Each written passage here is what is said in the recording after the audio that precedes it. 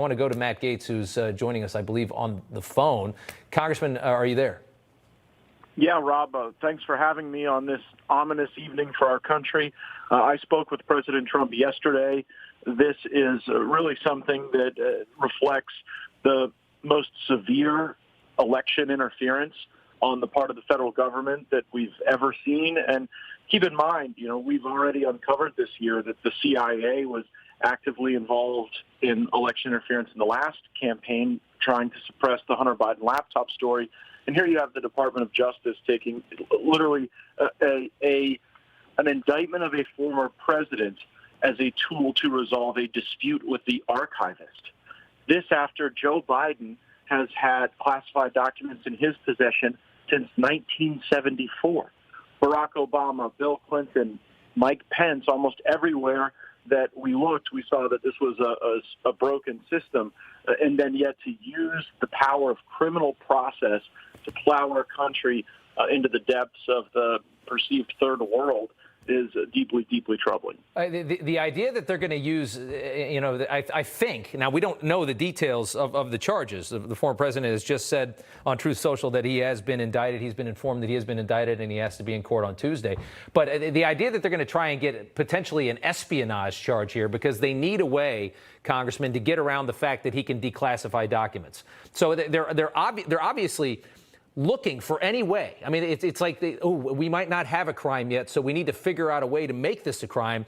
So let's use espionage, which is a very serious, far greater crime than anything alleged of former President Trump, that they're going to bend that to make it this way. And the fact that they can ignore what Hillary did when they subpoenaed her for her misuse of classified documents. I mean, what Hillary is alleged to have committed was horrifying. They had no interest in that whatsoever. What John Kerry did during the transition and under the Trump administration was a grievous crime that was ignored. What current President Biden has been up to with all of these various countries, the allegations of corruption, the millions of dollars from several credible whistleblowers, they can ignore all of this and do this at the same time. People have to see this.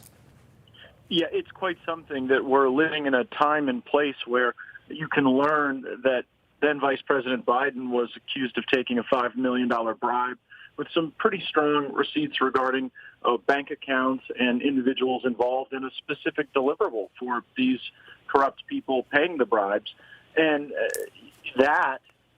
no one really believes that's going to be charged, right? Right. But then here we are with a records dispute rising to the level of criminal process. And the bizarre thing, Rob, is that it's not even the first time the left and the media have falsely accused President Trump of violating the Espionage Act. Right. I remember Eric Swalwell being endlessly platformed on MSNBC and CNN to say that President Trump was a Russian agent. Now, apparently, he's violated the Espionage Act. I think that on a lot of these records things, there's probably not a presidential library in America, certainly not some, where you couldn't find some technical lack of compliance with some record policy.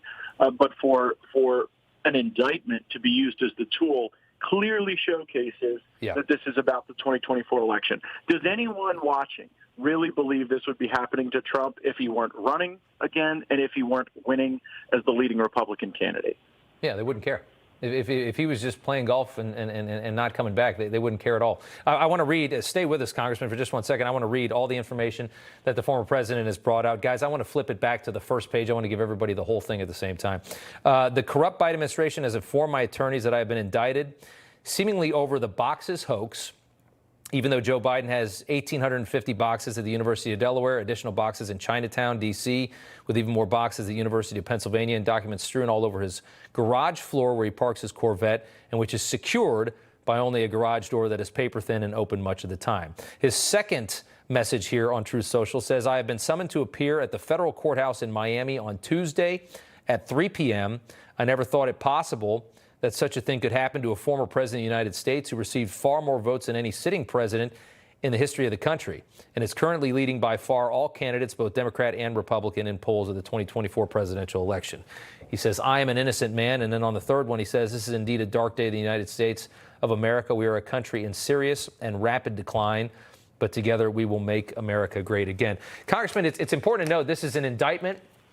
As they famously say, you can indict a ham sandwich. I can't fathom they're going to have much luck with this as it moves forward. And what about all the allegations of prosecutorial misconduct that we've seen just in this case alone? Yeah, the prosecutor seems to be someone with an axe to grind. It seems to be why that prosecutor was selected for this purpose. If you look at some of the prior political activity and connection to left-leaning political figures and groups, this was a hit job. And it is stunning to think about that courthouse in Miami bearing out the scene on Tuesday where Donald Trump will present himself.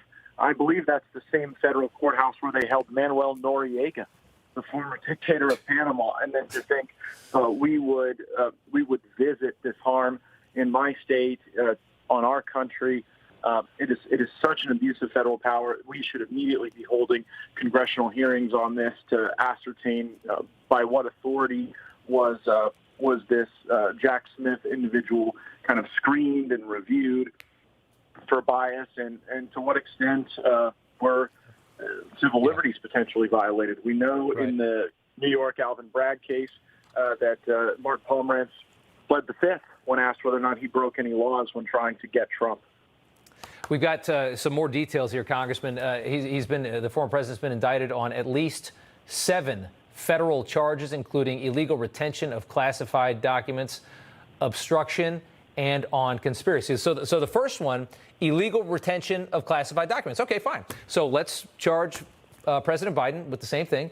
Let's charge Mike Pence with the same thing. In fact, it's even worse because neither of them could declassify the documents that they've taken. But we also have obstruction and we have conspiracy. Do you have any clarity on what they're going to try and do with conspiracy here? I mean, the obstruction is obvious. They think that's because he slow walked the return of them. He wasn't giving them back as fast as they wanted. What do you think conspiracy means in this thing? Well, as to the obstruction, it's a common theme from the Department of Justice when they've got a weak underlying matter to kind of layer in obstruction to try to bring this air of criminality over what would otherwise be a non-criminal negotiation or interaction with the compliance with the Federal Presidential Records Act. Yeah. And keep in mind, there's no Vice Presidential Records Act. President Trump had more authority to have these records, certainly, than Joe Biden did as the former vice president. And so if there's legal ground to stand on, these are not equivalencies. President Trump on far better legal ground. I think he'll probably find a pretty favorable jury in Miami-Dade County. President Trump's got a lot of fans down there, and so I think that's a real risk for the Department of Justice that they weren't able to bring these charges in Washington, D.C. And, we'll have to read the indictment and see what the conspiracy charge is. But, as it relates to really what are the underlying predicate criminal acts to establish a conspiracy, it's pattern and course for when the facts are weak, like we saw in the Mueller report. Yeah. Congressman, we appreciate you coming on. We're going to keep on this, and we thank you for your time. Thank you, Rob.